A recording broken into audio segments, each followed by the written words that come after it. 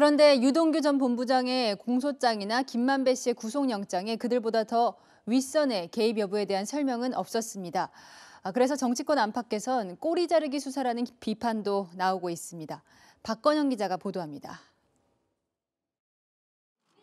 검찰은 유동규 전 본부장 등에게 배임 혐의를 적용했지만 공소장이나 구속영장에 윗선 개입 여부에 대한 판단을 밝히지 않았습니다. 당시 성남시장이었던 이재명 민주당 대선 후보는 물론 정책보좌관이었던 정진상 캠프 총괄 부실장도 언급하지 않았습니다. 검찰 안팎에선 이 후보에 대한 배임 혐의를 적용하지 않으려는 검찰의 의중이 반영된 거 아니냐는 의혹이 제기됐습니다. 당시 성남시 결정이 정책적 판단이라는 이유로 배임 혐의 적용을 주저하고 있다는 겁니다.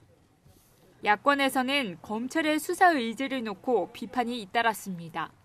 대장동 3인방, 4인방으로 끝내려고 하는 속셈이 다 드러난 겁니다. 잘못된 정책 판단이 바로 배임이 될 수 있는 겁니다.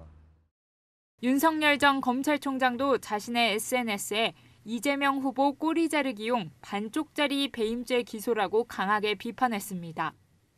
반면 여당에선 이재명 후보가 대장동 의혹과 관련 없다는 게 드러났다는 취지로 주장했습니다. 더 이상 화천대유 게이트에 이재명 후보를 소환하지 말 것을 촉구드립니다. 논란이 커지자 검찰은 뒤늦게 해명을 내놨습니다. 현재까지 어떤 결론도 내린 게 없다며 결론을 예단하지 않고 엄정하게 수사하겠다는 겁니다. 하지만 검찰은 수사 결과를 발표할 때 피고발인 신분인 이재명 후보에 대해 어떻게든 판단을 내놔야 하는 상황입니다.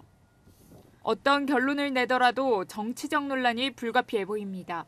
채널A 뉴스 박건영입니다.